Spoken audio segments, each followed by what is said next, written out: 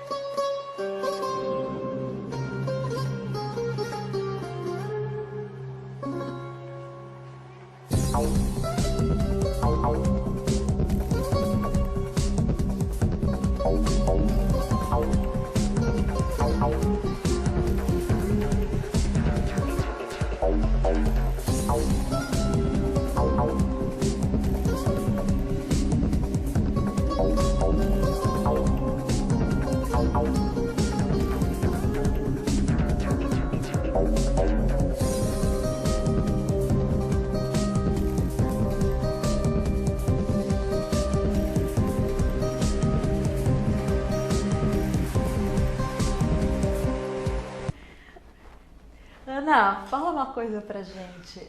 Não, primeiro é lindíssimo, depois a gente vai colocar o resto. Eu já falei pra você, falei pra ela antes de começar, eu acho, além de tudo, você é super cênica, né? Você tem uma presença muito bacana.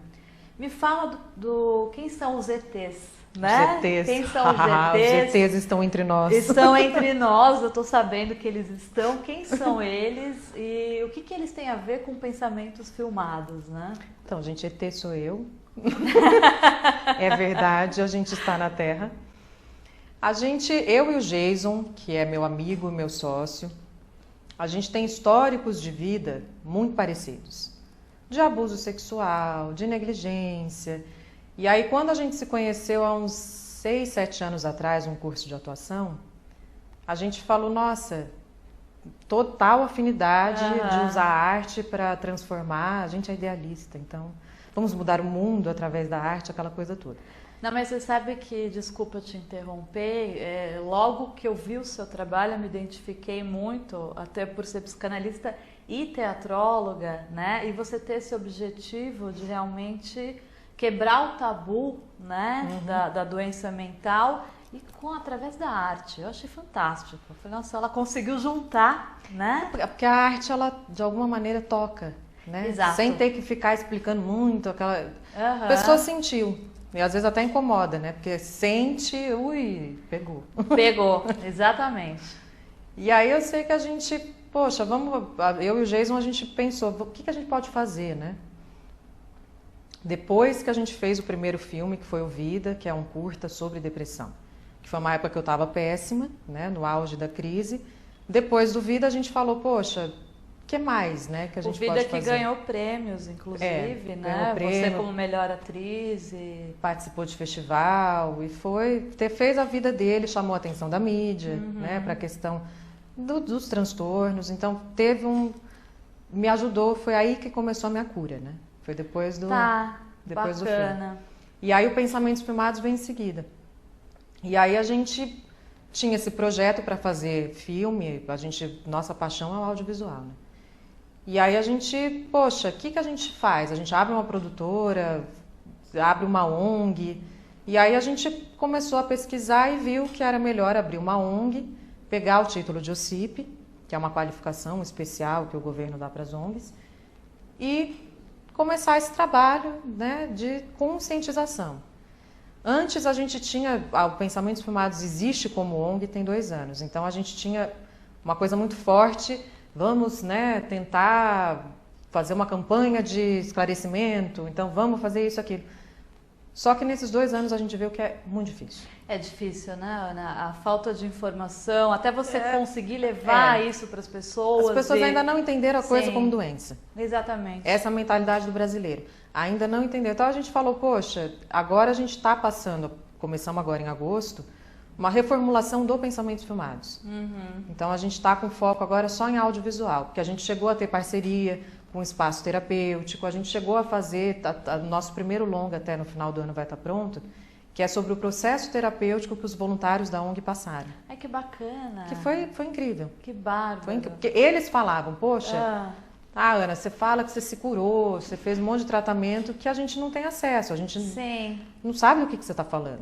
E aí a minha terapeuta na época falou, vamos fazer um trabalho com eles? E a gente fez e foi assim, incrível. A gente filmou, tal, estamos terminando a edição.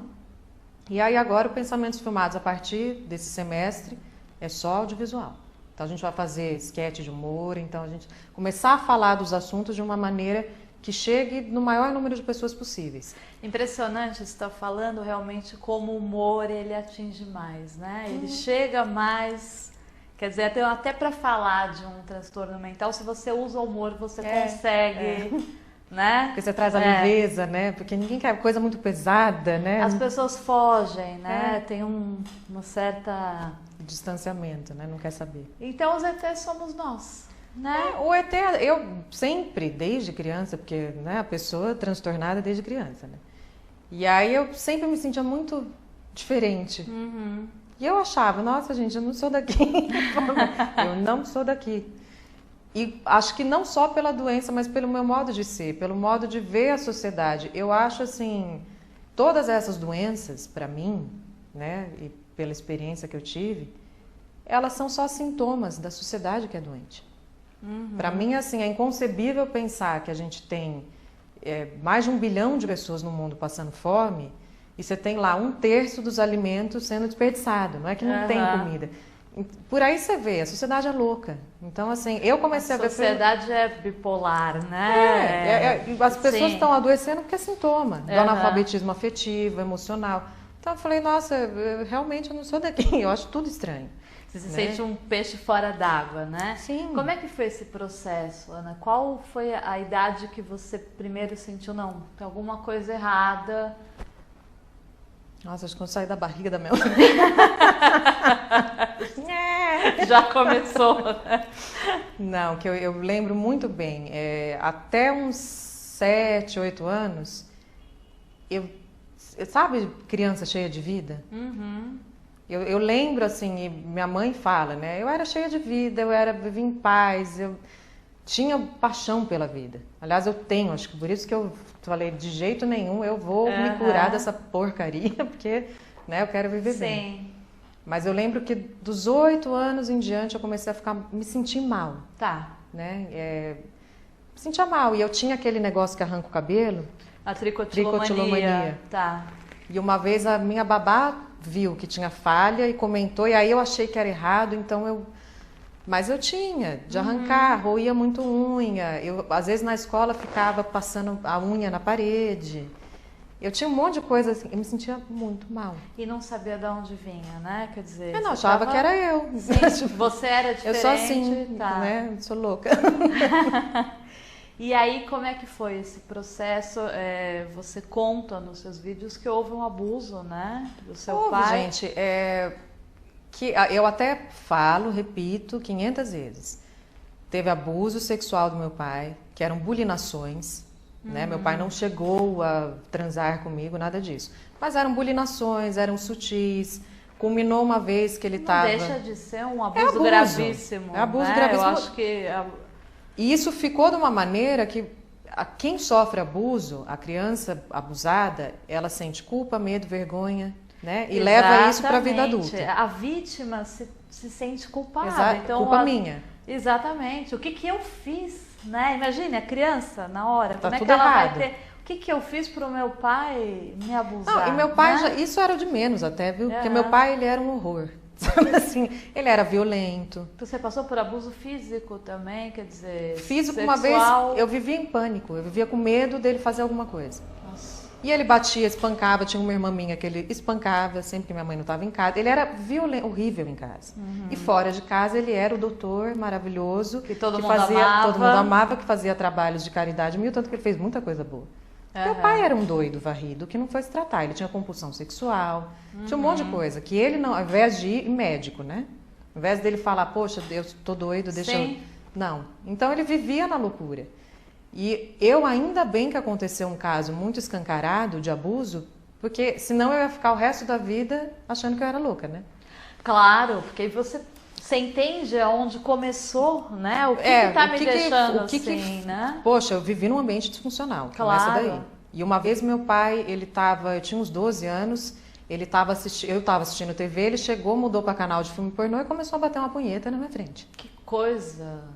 Meu Deus. E aí eu fui falar para minha mãe, eu saí de casa, aí eu peguei, não, antes... Uma coisa importante, né? A questão da mãe, né? Quer dizer, a mãe que fica calada, eu percebo que às vezes o paciente que conta, né, para mim essas questões de abuso, tem um maior incômodo, assim, com a ausência da mãe em não estar defendendo, né, de não ter feito nada. Aonde está a mãe, né? Cadê a minha mãe naquele momento? Aonde tá? A gente está vivendo esse inferno, onde está minha mãe? Exato. No seu caso foi assim ou sua mãe se colocou? Não, no meu caso, porque a gente é em 5 irmãos, eu sou a caçula. E a gente vivia assim, um ambiente disfuncional, um ambiente podre em casa. Minha mãe também é médica, então minha mãe vivia fora, trabalhando muito, fazendo muito trabalho de caridade, muita creche, muita coisa. E ela perdia o que realmente estava acontecendo em casa. Quando aconteceu esse caso do meu pai bater punheta na minha frente, que foi quando eu falei, eu vivia apavorada de um dia ele realmente me estuprar. Claro. Então, quando aconteceu isso, eu lembro que eu cheguei a pegar uma faca, porque eu estava louca, eu falei, eu vou matar esse homem. Que idade você tinha aí? 12 anos. 12 anos. Eu vou matar esse homem, mas não sei, a vida ajuda, né? Vinha uma coisa muito forte que era para eu sair de casa. Tá. E aí eu saí, a gente morava no interior, eu saí, fui atrás da minha mãe, ela estava numa festa com uma das minhas irmãs. E eu cheguei na festa louca e contei para minha mãe, aconteceu. E eu lembro do rosto da minha mãe, assim, dela, como se aquilo, ai, não é bem isso, sabe? Assim. Tá, não quer aceitar. Minha mãe viveu na negação. Tá. Para ela foi muito difícil. Ela viveu na negação, criou um mundo de fantasia e a gente, os filhos, criou aquela coisa da mãe heroína. Tá. Então a minha mãe era a vítima, a minha mãe era a mulher perfeita, maravilhosa. E a gente, os filhos, assumiram postura não de filhos, né? Mas você sente que por esse processo você teve que ser adulta muito Sim. mais cedo, né? Porque, óbvio... Eu ia atrás de amante, as amantes do meu pai era compulsivo sexual, ele tinha época que ele tinha 8 amantes. Sim. E ele contava pra minha mãe, não é que ele disfarçava. Tá. A minha mãe sabia de tudo, que ele era, nesse ponto assim, ele era um escroto, ele deixava claro que ele era. E aí tinha épocas que as amantes ligavam, eu tinha 8, 9, 10 anos, e elas ligavam falando um monte de baixaria. Nossa. E às vezes elas ligavam e eu, quando eu comecei a ficar com 12, 13 anos, eu falava para minha mãe, vamos atrás dele. Então eu ia, quer dizer, o adolescente ali, início da adolescência, com a mãe indo atrás da amante do pai. Isso é muita loucura, né? Exato. É uma fase que não é nem para você estar, né, pensando nisso. Quer dizer, você não, perdeu já tinha essa tido fase... todo o abuso, já tinha tido tanta Sim. coisa. Então, assim, ter feito esse resgate, quando isso tudo começou a vir à tona, eu brinco que a minha família é um case, né? A gente devia tudo ser estudado. Porque quando começou a vir à tona, eu achava que realmente eu estava louca. Eu falei, nossa, eu estou criando memórias, né? E aí eu lembro que um dia eu sentei com uma das minhas irmãs, que era essa que estava na festa esse dia que eu saí louca, que eu quase matei meu pai. E aí eu comentei com ela, eu falei, Lu, eu acho que realmente eu sou louca. Eu falei, porque você não lembrava exatamente, então você não, tem a sensação era que você memória, está criando. Eu falei, eu tô criando coisas, eu falei, A minha família falava que a gente tinha tido uma infância maravilhosa, que a gente tinha tido tudo, que foi tudo tão legal, tão gostoso, e eu não tinha essa referência. Então você fala, o que eu tô sentindo é falava, loucura, né? Já estava doente, eu falei, eu acho que realmente eu sou louca, vou aceitar que eu sou doida. E aí minha irmã falou, Ana, não, ela falou, a gente viveu esse inferno todo. Ela falou, nossa vida foi um horror. Ela falou, a gente veio de um lar disfuncional, essa irmã minha é psicóloga até, e ela falou, realmente isso tudo. Aí eu falei, então eu não tô doida. Ela falou, não. E aí foi quando eu falei, peraí, eu falei, deixa eu mergulhar em tudo. Porque eu vivi uma mentira. Essa coisa o lar que foi tão bom. Gente. Não foi nada disso, né? Aí eu percebi, falei, não foi nada disso. E a gente estava vivendo na irrealidade, na fantasia total. Então, eu não funcionei na fantasia porque eu fiquei doente. E aí, quando você fica doente, não tem como... Como é que se manifestou para você, quer dizer, toda essa família disfuncional, o que você passou, como é que se manifestou? Veio em depressão, em euforia, como é que veio para você? Tati, começou com isso, eu criança com esse comportamento esquisito e me sentindo mal. Para você ter ideia, com 12 anos, 11, 12 anos, eu tinha muito problema de ir na escola, nunca repeti de ano, que eu falo, eu sou muito inteligente, ou a escola era muito ruim. Eu não ia na escola, né? Tá. Eu faltava muito, eu comecei a ter fobia social. Tá. Então, assim, com 12 anos eu acordava, fingia que eu ia para a escola, me escondia em casa, esperava minha mãe sair e ficava em casa. E fobia social é uma coisa terrível para a pessoa, né? Terrível. Conseguir estar ao redor de pessoas é complicadíssimo. E eu comecei a ter tudo isso. Então foi de criança até adolescente e a coisa foi... E aí, quando eu entrei na adolescência, acho que uns 15, 16 anos, eu comecei a ter umas hipomanias. Tá. Então eu bebia muito. Então eu comecei a sair muito. E aí com 18 anos eu, enlouqueci de encher a cara, de pegar carro, de tirar racha. Então tava na cara, né? Tipo, essa pessoa, gente, não tá bem, né? Não tá legal. E aí, Ana, com 18 anos você tenta o suicídio, né? Com 18 anos, depois de me sentir mal a vida inteira, foi quando eu fui procurar, finalmente, ajuda médica, e fui diagnosticada com depressão unipolar. Comecei a fazer o tratamento com remédio e a psicanálise, só que eu comecei a piorar. Piorar, e foi quando eu falei, poxa, se nem os médicos estão conseguindo me ajudar... Falei, caso perdido, né? E eu ouvia que eu ia ter isso o resto da vida. Eu falei, eu não quero viver nesse mal-estar. Eu falei, só sabe quem tem, gente, isso, quem passa. É um inferno. É assim, você é seu próprio inferno. É o verdadeiro inferno mesmo. É assim, é um negócio, não tem como, e é físico, você não tem energia, é uma coisa horrível. E aí foi quando eu falei, não quero viver assim. E aí eu peguei todos os remédios que eu vinha tentando ver se algum funcionava, né? E tomei tudo. Só que a vida, mais uma vez, a vida... Vaso ruim não quebra, Graças a Deus que você continuou aqui para estar... Vaso ruim, né? A gente trinca, mas... Graças a Deus. Continua. A gente vai entrar no intervalo e vamos ver, depois do intervalo, como é que foi o processo de superação, né? A gente já volta, então.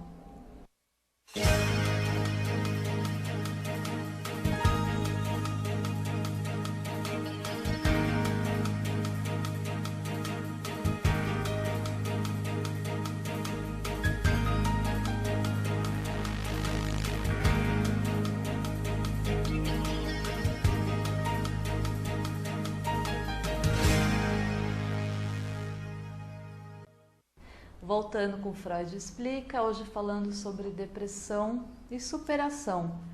Ana, é uma pergunta que tem muito a ver com o que você fala, da Carla.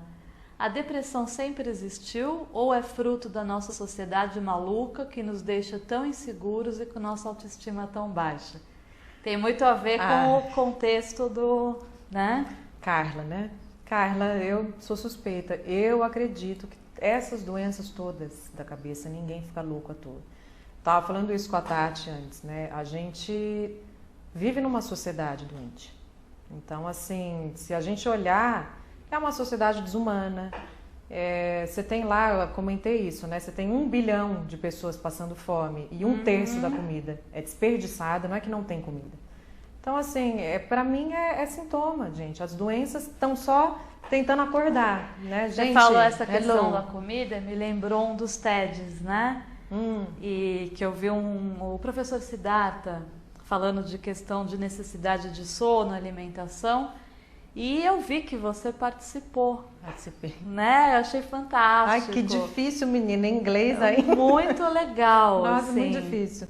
Assistam, o vídeo está passando no site de Pensamentos Filmados, entrem lá que tem a participação dela no TED, que é muito bacana. Tem o canal do Pensamentos no YouTube. Se colocar no YouTube Pensamentos precisa, Filmados. fazer uma legenda para quem não entende o inglês, né? Tem legenda, tá, você porque tem que eu vi em habilitar. inglês, tá.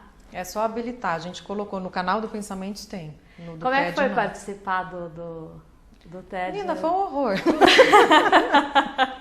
Foi assim. Eu sou louca para participar de qualquer forma. Eu de lá. assim, nossa. Primeiro que deu tudo errado nesse TED que teve no Brasil, no sentido de técnica. Tá. Então as coisas explodiam, aí eles tinham que refazer, então era para começar às 6, começou às 8. Você tá brincando? Foi divertidíssimo. Já começou com a parte... Já começou aquela bagunça, né? Mas foi muito divertido. O pessoal é muito bacana, eles são demais. Mas aí, quando foi minha vez de falar, eu estava lá desde as 4 da tarde. Eu fui falar às 11. Nossa. Eu já nem lembrava que eu ia falar, porque eu já estava assistindo, eu fui a penúltima, e eu já estava tão, né, envolta com tudo que os palestrantes, aquela coisa, eu nem lembrava mais. Eu achei bacana que você já começa falando, eu vou pedir para todo mundo respirar fundo, né? Porque eu estava assim, eu falei, nossa, agora eu tenho que falar da minha história, né? Sim. Em inglês. Em inglês, Foi, tem nossa. um monte de gente. Eu entrei assim, eu falei, quase que eu dei meia volta e saí, sabe? Vi todo mundo, quase que falei, gente, oi, tchau. Eu não gostei, sabe? Não, foi uma experiência, eu tava muito nervosa. Tá. Assim, E aí você tem um relógio que fica ali, contando o tempo. Ah, é? É, menina, maior pressão. Nossa. Aí eu falei, Não. Eu falei, ai, gente, eu não nasci pra ficar fazendo palestra, não.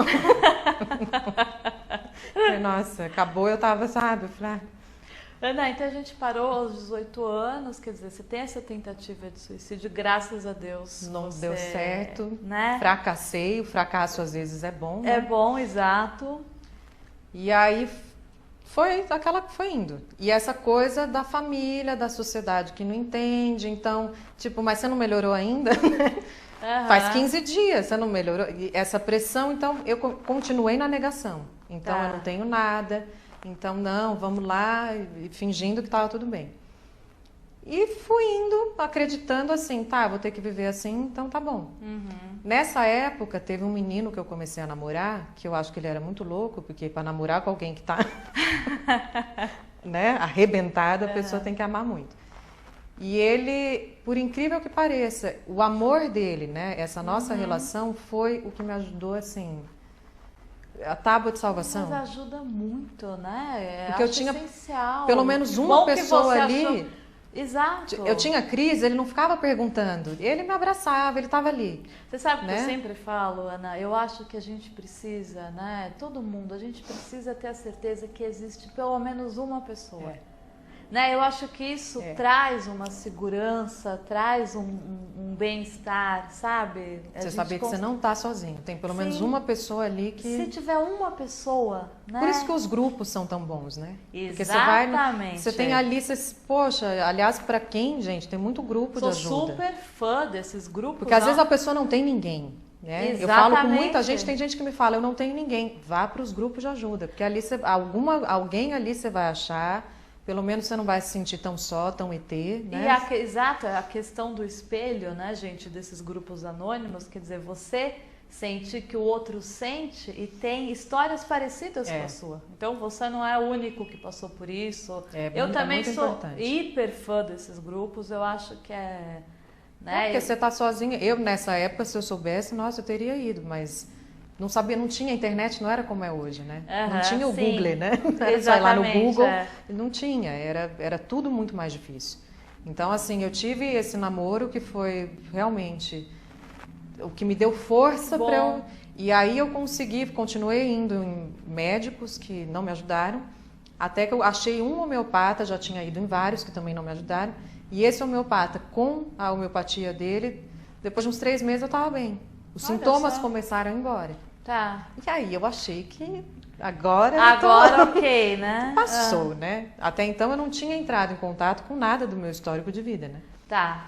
Você E ainda aí- estava no processo de negação. Processo de negação. Tá. Não é comigo, não tem doença, sou normal, porque eu achava que ser normal era legal. Aham. Então eu queria estar encaixadinha na sociedade com a vida normal. E aí fiquei uns 2 anos estável, né? Fui pra uma época que eu até fui morar fora. Aproveitei para, nossa, vou fazer agora tudo que eu não fiz Tá. por causa da doença. Eu fui estudar cinema, fui estudar inglês, fui trabalhar.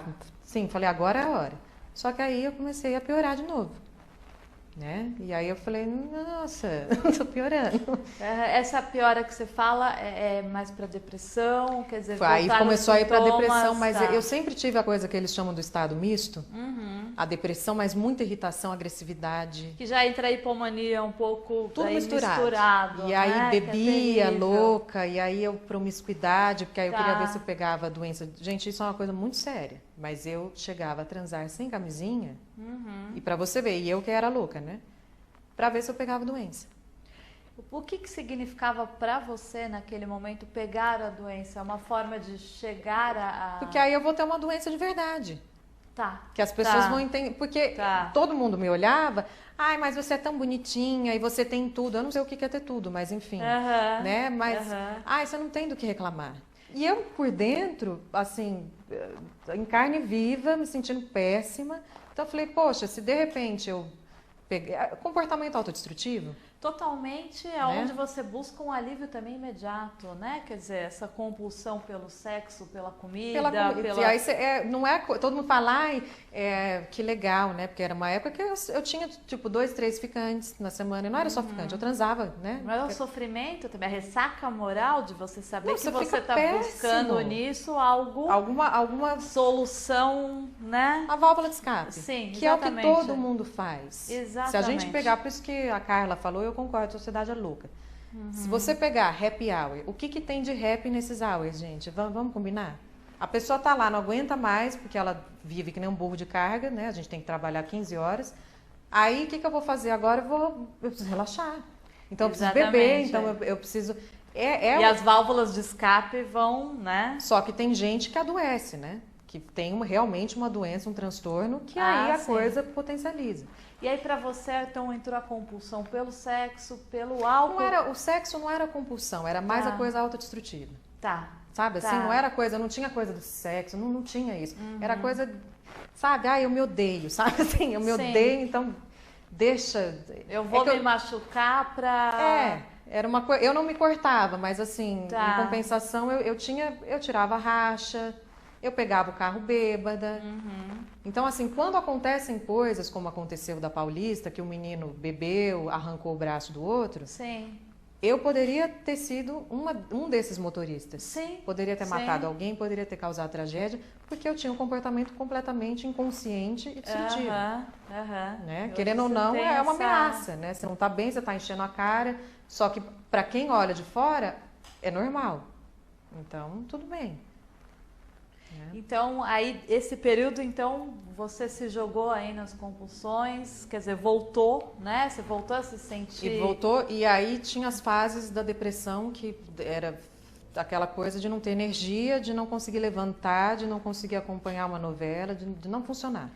Gente, Então e, ficava- voltando mais uma vez à questão da depressão, falando mais uma vez que depressão não é preguiça, pelo amor de Deus, né? A pessoa não tem energia, motivação e a físico. menor condição física, Físico, né? físico. Eu falo muito isso aqui porque o que eu ouço de que depressão é preguiçoso, É mas... falta de Deus, é frescura. Exatamente, exatamente. Então, assim, depressão Né? a pessoa não consegue nem levantar para escovar os dentes. Imagine ir trabalhar ou ir fazer alguma coisa. Tanto que a né? maior causa de absenteísmo nas empresas é a depressão. Exatamente. Isso não é a gente que está inventando, isso é dados, né, Não, gente? exatamente. Isso, É terrível, existe, né? que hoje em dia alguém querer negar que existe depressão, que depressão é Não. doença, é muita ignorância. Exatamente, o Assim, sofrimento que a pessoa passa, né? Então, assim, mais uma vez, acho que a informação é importantíssima. Então, gente, não tem nada de preguiça. Ao contrário, eu acho que são pessoas muito fortes, Que estão sabe? Que estão tentando... lutando e estão aguentando uma coisa terrível. Porque Estão estão se doentes, sentindo né? mal. Estão doentes tão e geralmente não tem apoio, né? Exatamente. Além, eu fico imaginando isso. Imagina alguém com câncer, a pessoa acabou de sair da quimioterapia, tá lá arrebentada e você enchendo o saco. Ai, mas vai que trabalhar, frescura, que frescura, exatamente, preguiça, ai, essa coisa de exatamente. gente vagabunda, isso é muito cruel. É muito cruel Né? mesmo, é muito cruel. Porque quando a gente fala as doenças invisíveis, né? Quer dizer, o que não se pode ver, que realmente não, mas quem Não me existe, prova que né? Vou negar, então. vou negar, né? Então, voltando para você, você volta, então, né? Você tem uma recaída e aí como Tive é essa que recaída, foi quando eu estava em segue? São Paulo, e aí, no meio disso, foi quando a gente fez o Vida. Né? Tá.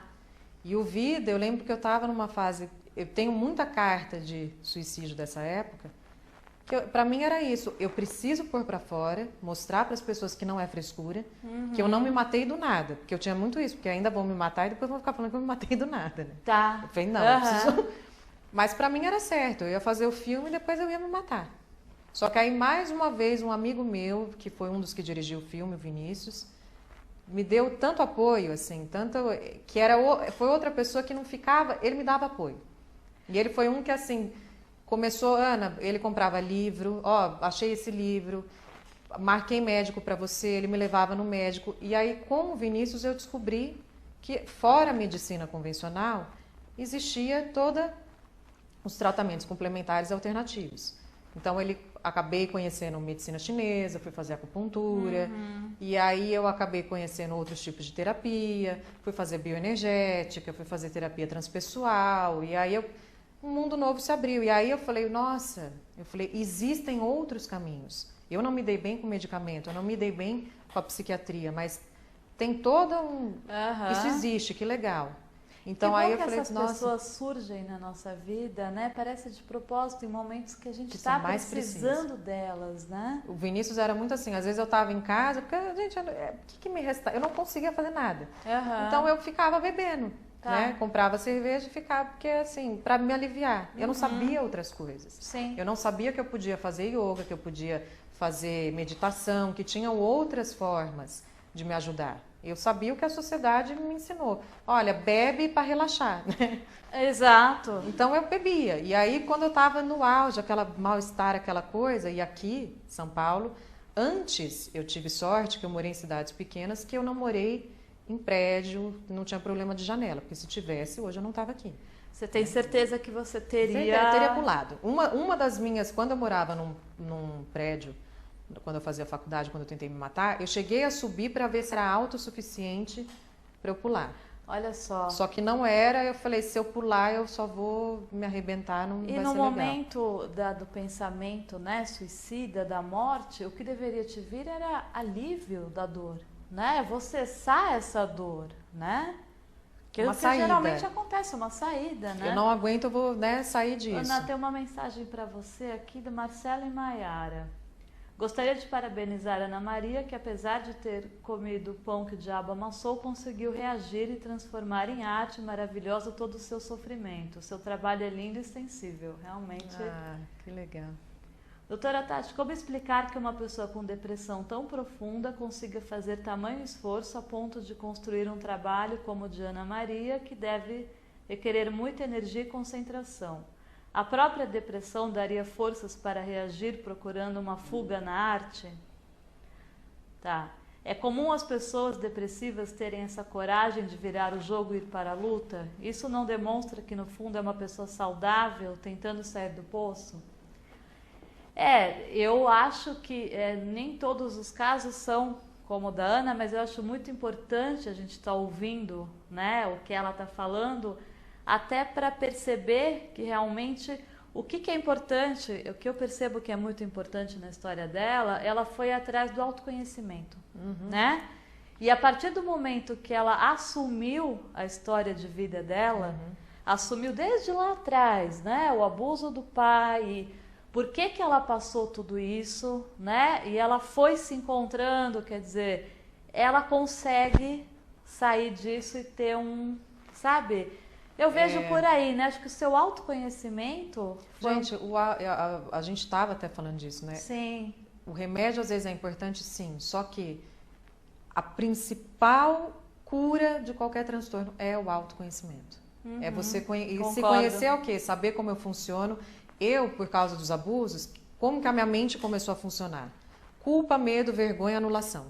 Então, eu passei, não é que você tem que ficar remoendo a infância para ficar com raiva do pai, da mãe, ou seja lá de quem te criou.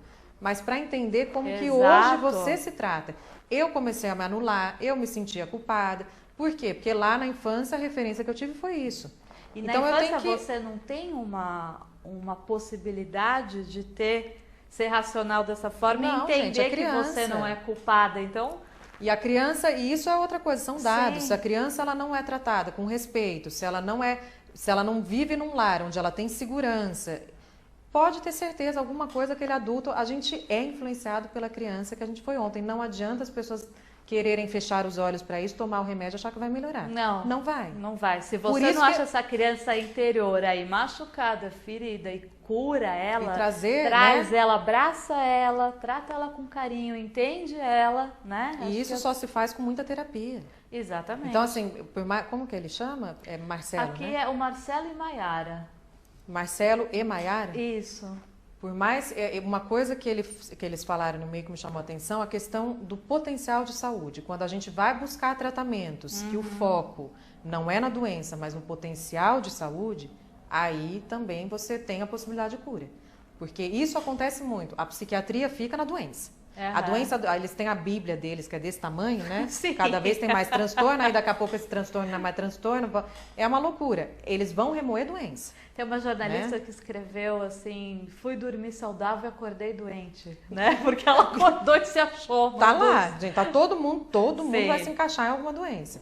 Então, assim, pra psiquiatria, tudo é biológico, eles têm uma visão dogmática e parcial e até ingênua do ser humano. Que o ser humano é só um cérebro que deu tilt. Ai, a química cerebral. Psiquiatria não é uma Se ciência ignora exata. muito o ambiental. Tudo, gente, né? tá? Teu cérebro tá com problema, não é à toa. Da onde veio isso? Aquela criança lá atrás. Quem garante? Quem fala que não tem trauma? Quem garante que não sofreu abuso, você não lembra? Claro. Gente, a gente vive Tantos numa casos, sim. uma sociedade que é reprimida sexualmente. Então, assim, tem muito caso. Eu conheço muita gente, não é uma, muita gente que me fala que se sente à vontade, como eu falo tudo abertamente, né? Ai, Ana, eu sofri isso, aquilo. Então, assim, é óbvio que a gente vai ter uma sociedade cada vez mais louca e as pessoas cada vez mais doentes.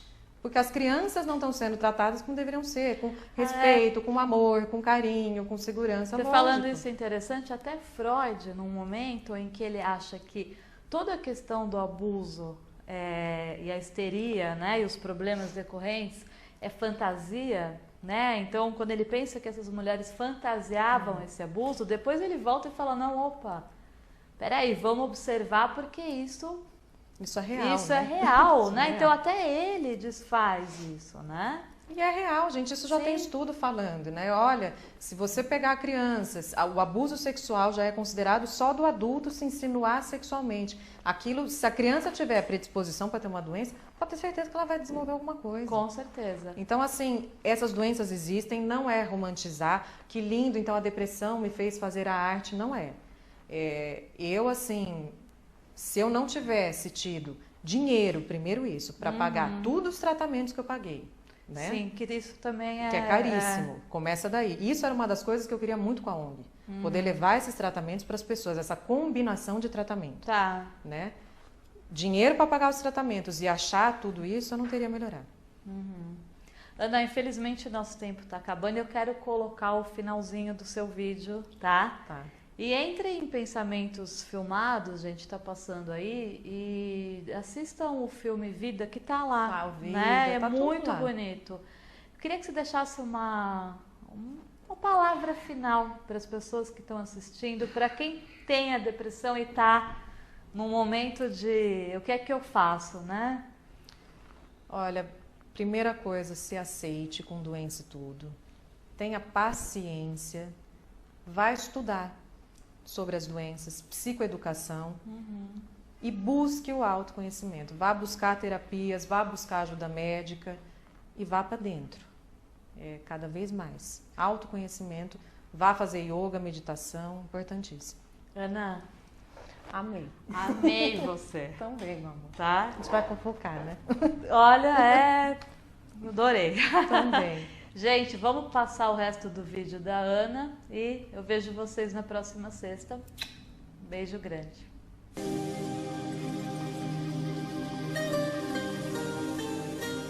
Mal-estar todo mundo tem, tristeza todo mundo tem. A tristeza, inclusive, é importante do ponto de vista adaptativo, que a pessoa, quando está triste, ela se recolhe, ela pensa na vida, existem os lutos absolutamente normais. Porém, por quanto tempo essa pessoa está passando por esse sofrimento dito normal? Eu não tinha energia, eu vivia muito cansada, chorava do nada. A pessoa fica com um nível de energia muito baixo, falta no trabalho. Aliás, a depressão é uma das maiores causas de absenteísmo no trabalho, especialmente depressão leve, que a pessoa falta uma vez, depois continua indo, aí depois de um mês falta de novo, né?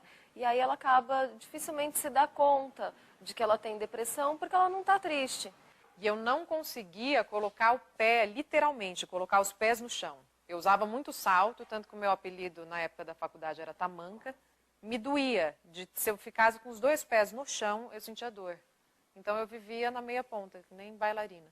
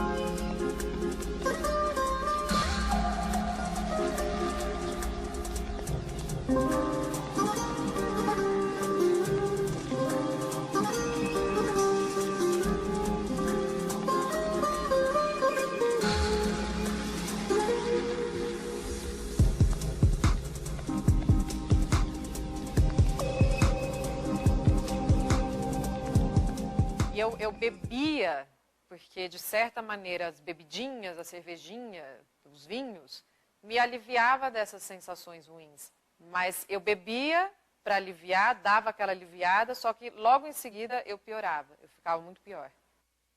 E aí o que eu fazia? Eu pegava o carro, nessa fase que a bebida dava essa baixada, essa deprê, eu pegava o carro e ia tirar racha bêbada. Né? E a molecada da cidade que eu morava achava o máximo porque eu tirava racha e era legal.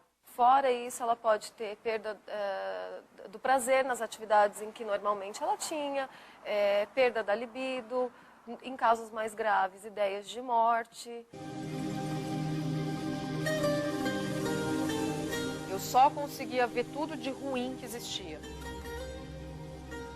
Pensava muito em morte, muito em desgraça, eu não conseguia me concentrar.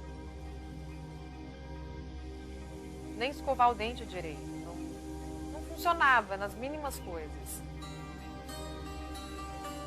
E eu sentia esse vazio imenso que parecia que não ia passar nunca.